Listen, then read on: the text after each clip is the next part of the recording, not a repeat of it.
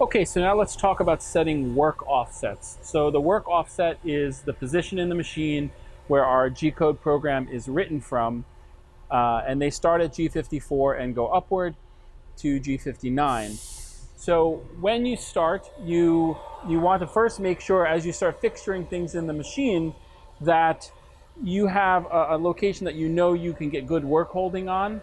So also that you know that your part fits on top of there and fits in a suitable location, and that the machine can reach all the way around that part. So this is a small part right in the middle of the machine is a good place. You could put your part right on top of the MDF spoil board that is down here, but this is expensive and difficult to install, so this is kind of like the safety zone for our machines.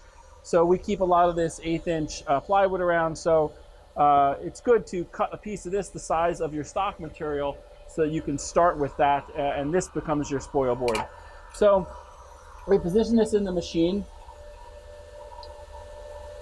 and the next thing for us to do is usually load, if you have it, a pointy tool.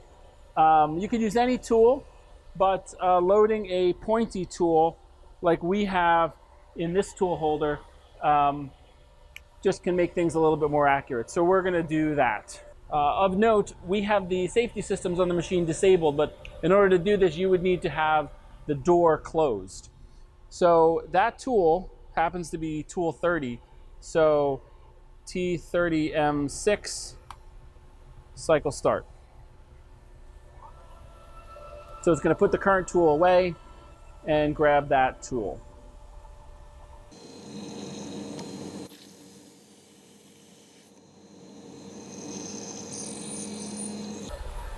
So what we're going to do now is jog our machine over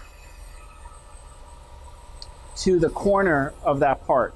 Now there are two different ways to set our work offsets. We need to set positions for X, Y, and Z0. So for this particular part, the Z0 is on the bottom of the part. So we will want to set the Z0 to the top of the spoil board that is in there. So you can see this has some flex to it. So we would want this clamped down to the actual height that it's going to be when it's in compression, when it's installed. So I'm going to clamp it down. So this is very key when you're setting work offsets, is that what you're setting off of is in the exact same state that it would be when cutting. So for this, I'm going to use the probe. So we get the probe and we install it in the machine, and we place it under our tool.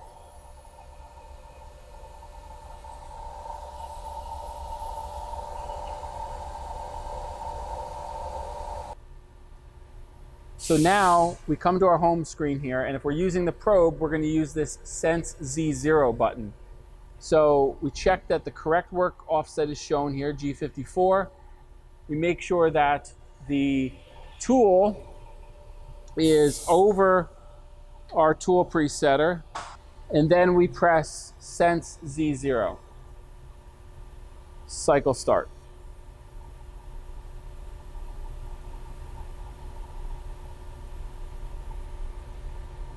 Now this will set only the Z position for our G54. So now we want to set the X and Y positions.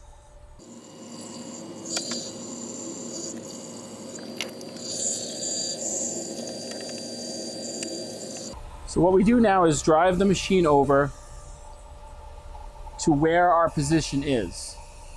Now for this particular part, the G54 is on the lower left-hand corner at the bottom of the part.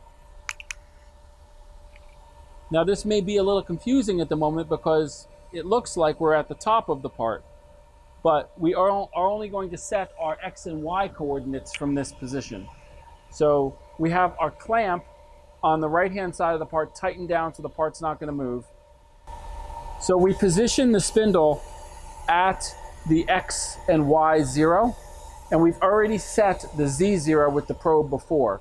So once we're here, we go into Setup, Part, and then we verify that we have the right work offset shown. So here we have G54 shown, and you can see we're looking to set the X axis right now.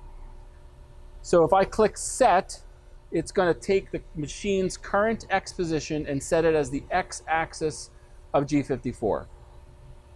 Okay. And now you can see our display up top is updated to show that we are at X0. And now we can press the next axis button and it'll say Y. So we have the machine positioned at where we want Y0 to be. So we set that. Now we have previously set the Z0, so we do not want to change that. We do not want to change the Z0. If the Z0 was on the top of our part, we could touch the top of our part with the tool and then set Z0 there.